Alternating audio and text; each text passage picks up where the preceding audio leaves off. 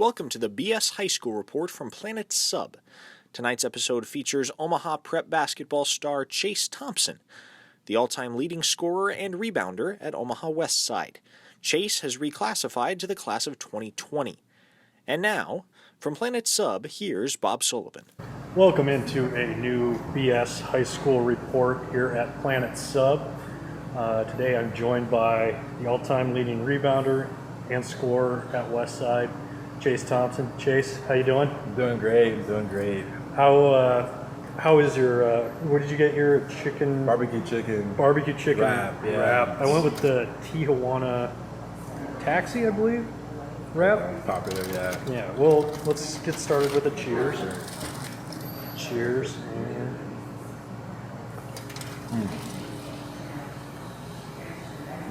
Yep.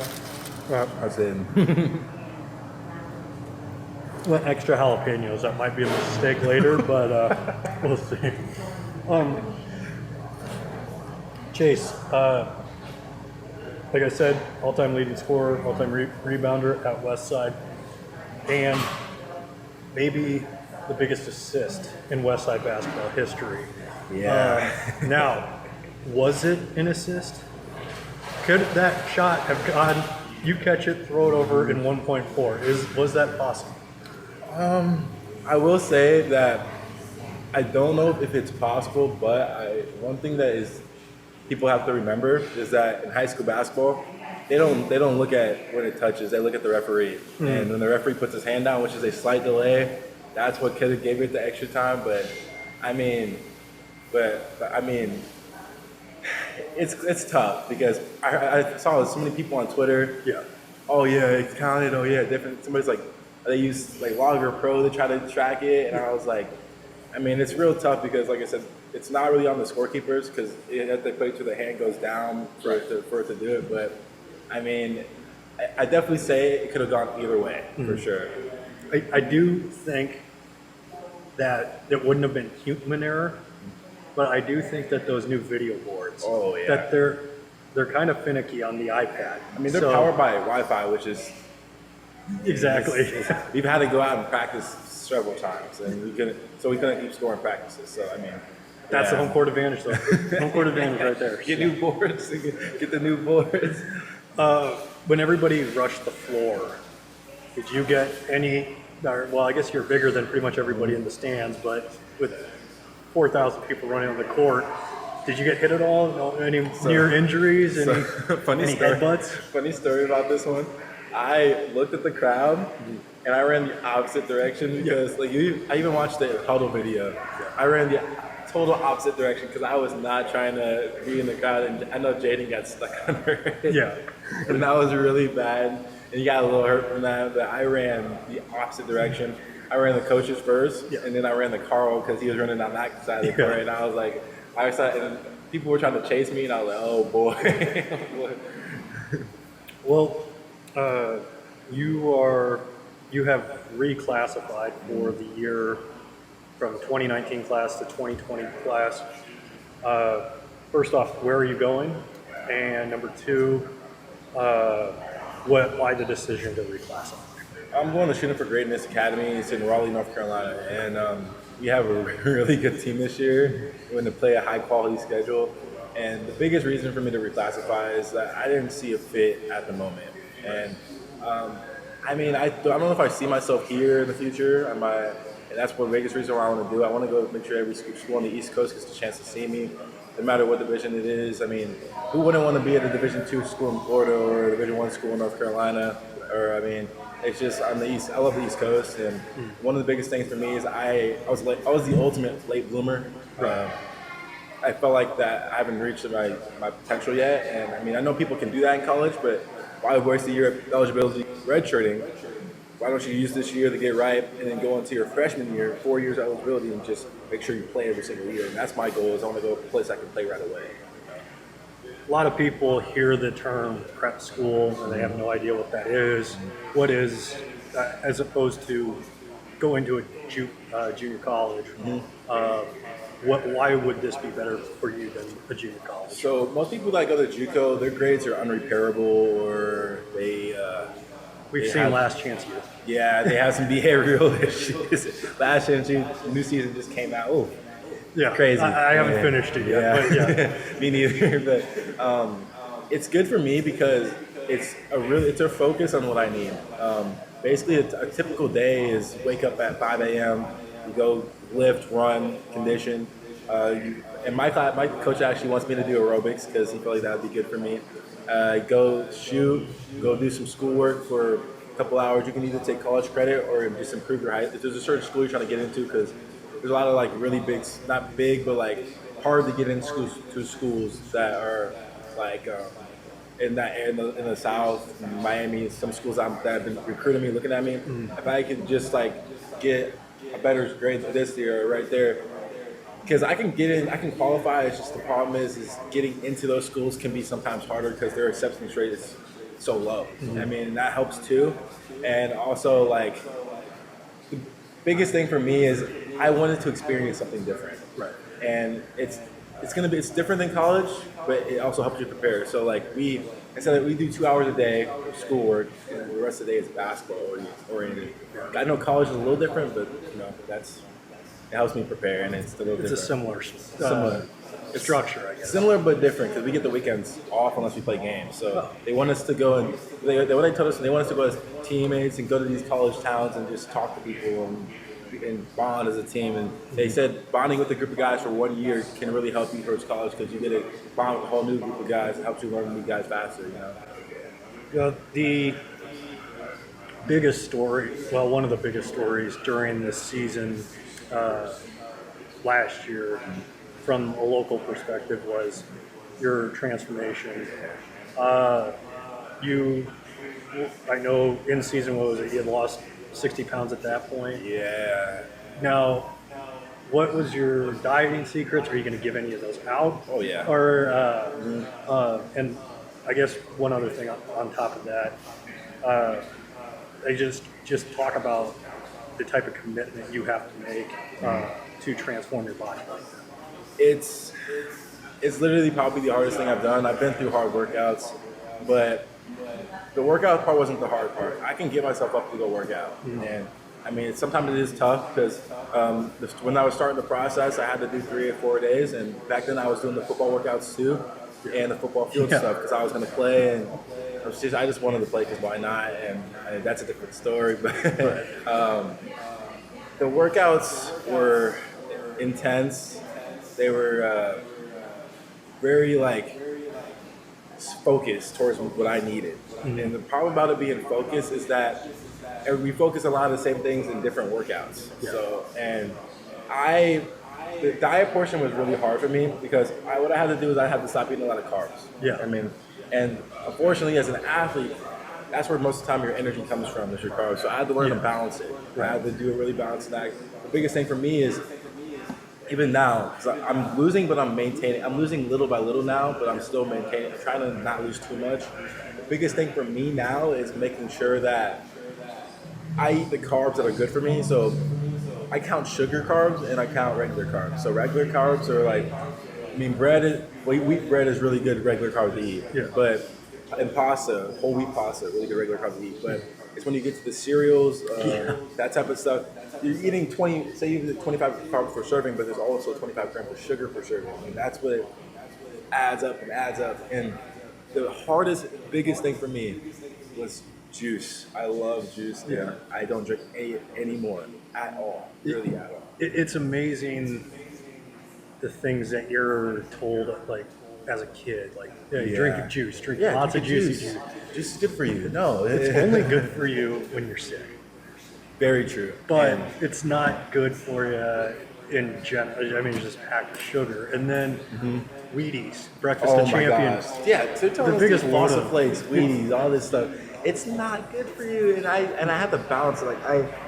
Thing is, there's even fruits that if you eat too much of it, that you're not going to go anywhere. And that's what's crazy. But the thing is, fruits are natural sugar, which is a lot better than processed. Processed sugar. And funny story.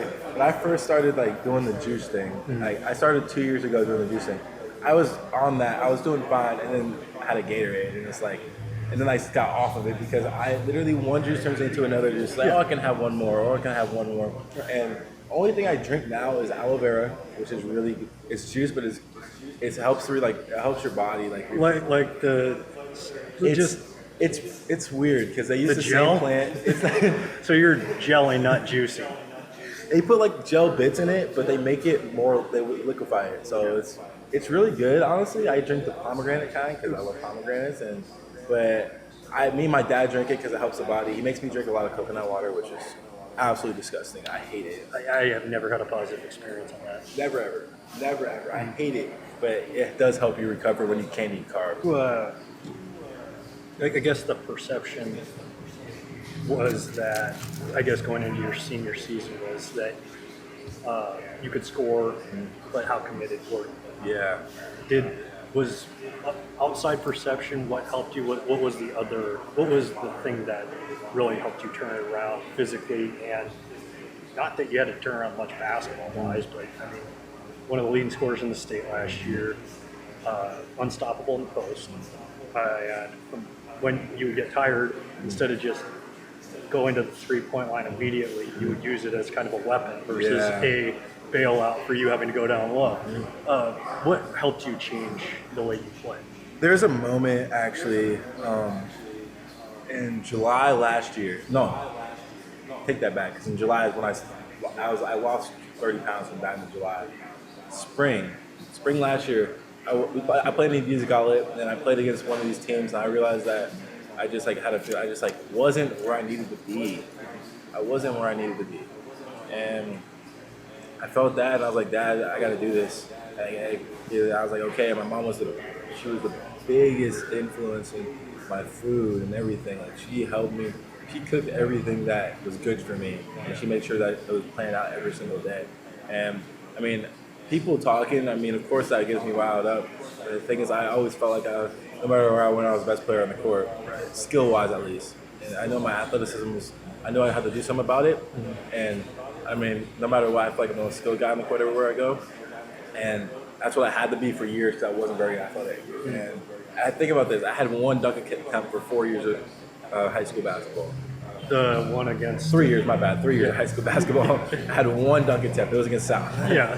And fortunately for Jay Saunders, I barely missed that dunk. Yeah. Otherwise, that would have been bad. How do you feel? So you're going to be playing the 3 this year. Yeah, 3. How do you? I mean, as far as versatility offensively, you played a lot of post. You have 3-point game. How does, I guess, what the versatility you've been asked to do at the high school level, how do you think that's going to help you at the 3? Or maybe you can, I mean, I know it's not popular to do anymore, but maybe back down a guy when. Oh yeah. Thing is, Simon has always compared me to a Doug McDermott type player. He's gonna play on the perimeter, but he'll take advantage of smaller guys, and that's what I had to learn to accept for myself. I mean, like last year, I accepted it a little bit more last year, and my sophomore year, I shot the most threes in the Metro, I think. Yeah, I remember. I think I shot the most threes in the Metro. I made a lot of them, but I also shot way more threes than 2s that year. And this is going to help me a lot because my coach told me that he wants me to play 1 through 3. And I mean, I'm not going to play the 1 lot because we have 2 solid point guards. We have 2 solid point guards, but we also have a 6'11" kid from England or something, and we have a 6'8" kid from Peru. We're going to play the 4 and 5. So I want to play the 3. And he told me that's part of the reason why he created Your school, and then I guess when does your guys' season start? So I leave September 6th. I mean, that's the first day of moving, September 6th. The 6th to the 9th. Probably leave a little bit earlier. Me and my family are going on a little trip, check out the city and everything. And I mean, so I'm gonna leave probably the 5th or the 4th. We're gonna go down to Cedar Point first, and then we're gonna go down. Good call. Love Cedar Point, so great. But I know we start scrimmaging like 2 weeks after we get down there, and that's just scrimmaging some JUCOs down there, and then we start playing the big boys. Go down to Florida, might have to play IMG, I know we have to play them once. I know that for a fact. The thing is, we have to go there and play them because this school's newer than all these schools.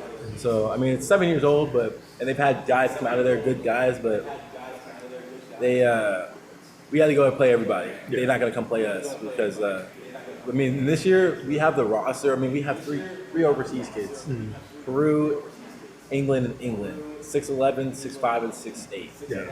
And we're the thing is there's another team I was going to play for that was supposed to go to the Bahamas, and I decided not to. But I know we play a lot of JUCOs. I think we go up to Western Nebraska, maybe, and play them. Yeah. And they're good. Yeah, I know we play. Well, Teddy Allen's going. Yeah, I know we play in a showcase. I don't know if we play them exactly, but I think we play in one of their showcases. Because honestly, this is more like glorified AAU. Yeah. I mean, you play a bunch of games against a bunch of good players, and I am so ready and looking forward to it because I know I'll be right, and when people come back, when I come back, people are gonna be like, "Oh, that kid." I mean, I recognize him. Yeah. He's cold, and I feel like I was always good, but I feel like it's gonna be perfect for me. Lost my train of thought. Who is the? What school has the 7'7" kid? Oh, the one that looks like a creative player. Yeah. So there's. Or do you guys play them? I know they're in one of our leagues. Spire, I think it is. It's the Colorado Spire team. I know Okay. there's Ohio and the Colorado, and I know he's on the Colorado Spire team because they actually wanted me 2 years ago to go there, and that dude's ridiculously tall. Yes. And I know they're in our league. I know for a fact they're in our league because we play the grind session. I know they're in that, and I don't know how to approach that kid like that. I mean, I've guarded 7-footers. I can guard 7-footers. 7'7", that's a different story. I mean, it helps that we have a 6'10" kid, so I mean that helps me a little bit because I don't have to.